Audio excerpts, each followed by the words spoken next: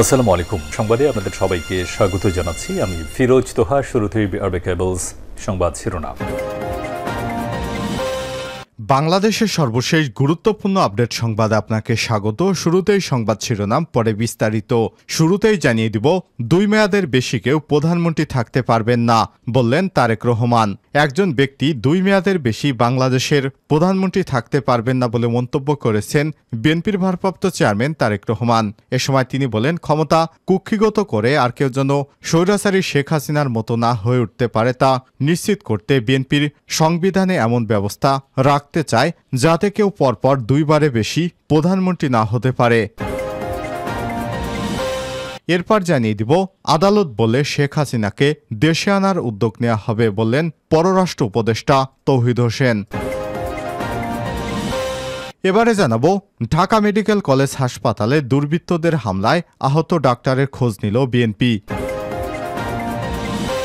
এদিকে ঢামেকে চিকিৎসকের উপর হামলা নিয়ে সমন্বয়ক সাজিস আলমের কড়া বার্তা। ঢাকা মেডিকেল কলেজ হাসপাতাল ঢামেকে চিকিৎসকের উপর হামলা নিয়ে কড়া বার্তা দিয়েছেন বৈষম্যবিরোধী ছাত্র আন্দোলনের অন্যতম সমন্বয়ক সাজিস আলম। আজ সামাজিক যোগাযোগ মাধ্যম ফেসবুকে একটি ভিডিও বার্তায় তিনি এই আহ্বান জানান। সাজিস আলম বলেন, আমার ডাক্তার ভাইদের নিরাপত্তা নিশ্চিত করতে হবে। তাদের উপর যে বা যারা হাত তুলেছে তাদের উপযুক্ত বিচার করতে হবে। এবারে জানাবো, ওয়াসা ভবনে এমডির পদত্যাগের 17 দফা দাবিতে বিক্ষোভ। চট্টগ্রাম দামপাড়া ওয়াসা ভবনে 17 দফা দাবিতে বিক্ষোভ করেছে বৈষম্যবিরোধী ছাত্র আন্দোলনের নাগরিক সমাজ। আজের সময় ওয়াসার ব্যবস্থাপনা পরিচালক এমডি প্রকৌশলী একেএম ফজলুল উল্লাহর পদত্যাগের দাবি করা হয়। 24 ঘন্টার আলটিমেটাম দিয়ে নিজ উদ্যোগে তাকে পদত্যাগ না করলে হেনস্থার শিকার হতে হবে বলেও এমডিকে হুঁশিয়ারি দেওয়া হয়। তার পদত্যাগের পাশাপাশি এই 17টি দাবি উত্থাপন করে সংগঠনটির নেতারা। এবং সর্বশেষ জানিয়ে দিব, বিশ্ববিদ্যালয়ের হল দখলের নেপথ্যে যেভাবে হাজী সেলিমের স্ত্রী গুলশানারা মার্কেট ছাড়তে 3 দিনের আলটিমেটাম।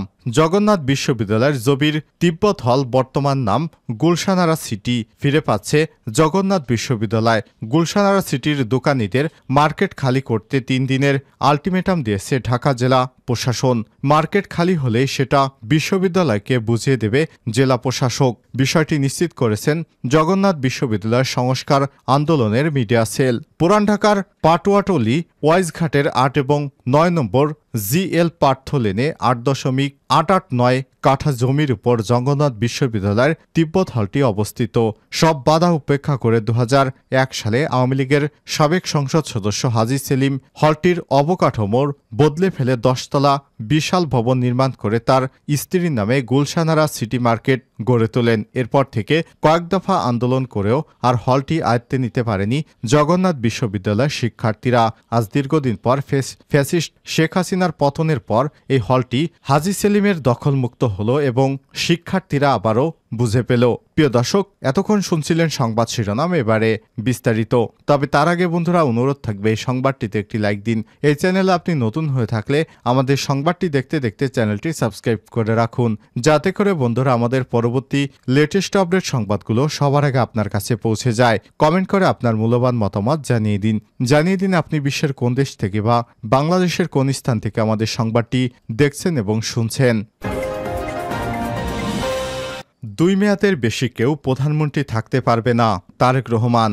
একজন ব্যক্তি 2 মেয়াদের বেশি প্রধানমন্ত্রী থাকতে পারবে না বলে মন্তব্য করেছেন বিএনপির ভারপ্রাপ্ত চেয়ারম্যান তারেক রহমান। এ সময় তিনি বলেন, ক্ষমতা কুক্ষিগত করে আর কেউ যেন স্বৈরাচারী না হয়ে উঠতে পারে তা নিশ্চিত করতে বিএনপি সংবিধানে এমন ব্যবস্থা করতে চায় কেউ পরপর 2 বারে বেশি প্রধানমন্ত্রী হতে পারবে না। রোববার তৃণমূল পর্যায়ে ধারাবাহিক মতবিনিময় সভার অংশ হিসেবে কুমিল্লা এবং ফরিদপুরের নেতাকর্মীদের উদ্দেশ্যে দেয়া বক্তব্যে এসব কথা বলেন তারেক রহমান। তারেক রহমান বলেন, গত 5 আগস্ট স্বৈরাচার পতনের সঙ্গে সঙ্গে বাংলাদেশের মানুষের প্রত্যাশা যুক্ত হয়েছে নতুন আশাবাদ আর পরিবর্তিত হয়েছে ভাষা। এই পরিবর্তিত নতুন ভাষা পড়তে ও বুঝতে হবে আর আশাবাদকে বাস্তবে রূপান্তরিত করতে হবে।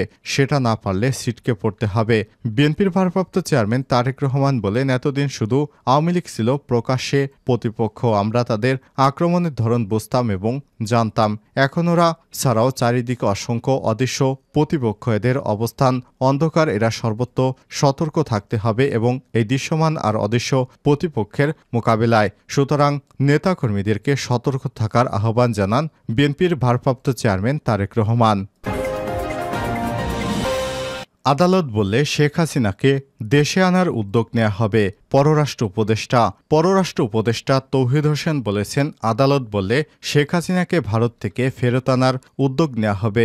বাংলাদেশে বিভিন্ন প্রকল্পে যুক্ত থাকা ভারতীয় কর্মীরাও দ্রুত ফিরবেন বলে জানিয়েছেন তিনি। রোববার দুপুরে পররাষ্ট্র মন্ত্রণালয়ে সাংবাদিকদের এসব কথা জানান তিনি। ছাত্র জনতার গণ অভ্যুত্থানে গত 5ই আগস্ট প্রধানমন্ত্রীর পদ ছাড়ার পর শেখ হাসিনা ভারতে পালিয়ে যান। তিনি এখন কোনো স্ট্যাটাসে ভারতে আছেন জানতে চাইলে পররাষ্ট্র উপদেষ্টা সাংবাদিকদের বলেন, এই মুহূর্তে শেখ হাসিনা কি স্ট্যাটাসে আছেন সেটা ভারতকেই জিজ্ঞাসা করুন। আরেক প্রশ্নের জবাবে তৌহিদ হোসেন বলেন, আদালত যদি বলেন তখন শেখ হাসিনাকে ফেরত আনতে উদ্যোগ নেবে পররাষ্ট্র মন্ত্রণালয়। ভারত দেবে কিনা সেটা তাদের ব্যাপার, তবে চাইলে দিতেই পারে ভারত। সাংবাদিকদের প্রশ্নের জবাবে উপদেষ্টারা বলেন, বাংলাদেশের স্বার্থে যদি ভারতের সঙ্গে করা কোনো সমঝোতা পর্যালোচনা করতে হয় সেটাও করবে বর্তমান সরকার।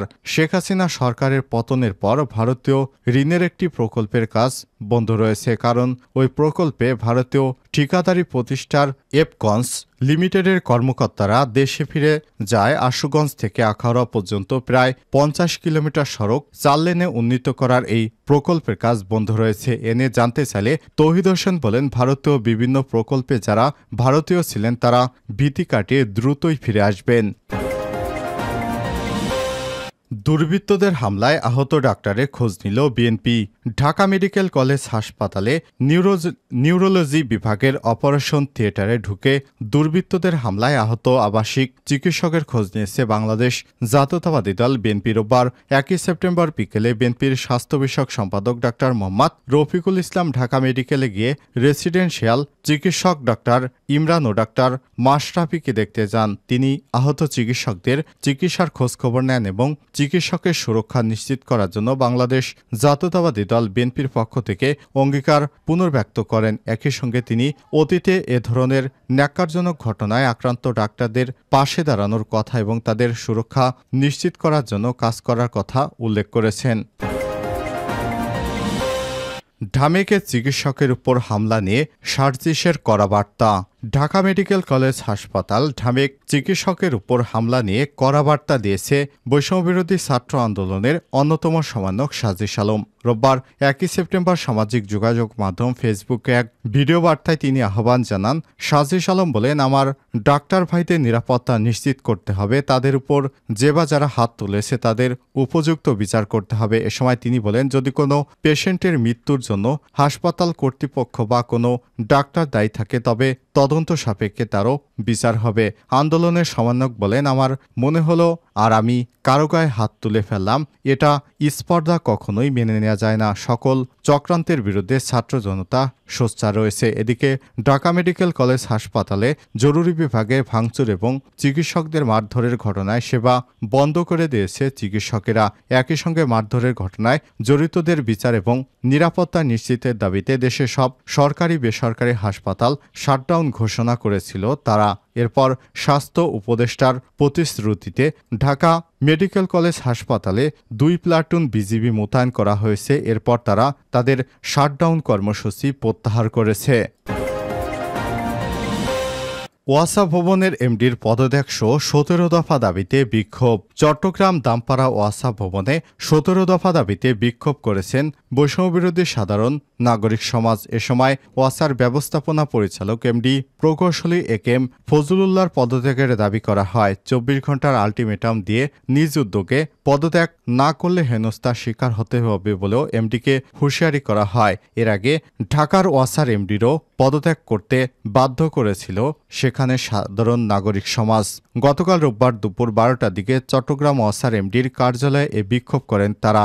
একই সঙ্গে পদত্যাগের দাবি পাশাপাশি 17 দফা দাবিও উত্থাপন করে সংগঠনটির নেতারা। সাবেক প্রধানমন্ত্রী শেখ হাসিনার শাসন আমলে টানা 6 দফায় ব্যবস্থাপনা পরিচালক এমডি হিসেবে চট্টগ্রাম ওয়াসার গুরুত্বপূর্ণ পদটি দখলে রেখেছেন প্রকৌশলী একেএম ফজলুল্লাহ। ওয়াসার প্রতিটি ক্ষেত্রে অনিয়ম দুর্নীতির আশ্রয় নিয়ে কয়েক হাজার কোটি টাকা ভাগবটারা এবং বিদেশে পাচারের অভিযোগ রয়েছে তার বিরুদ্ধে।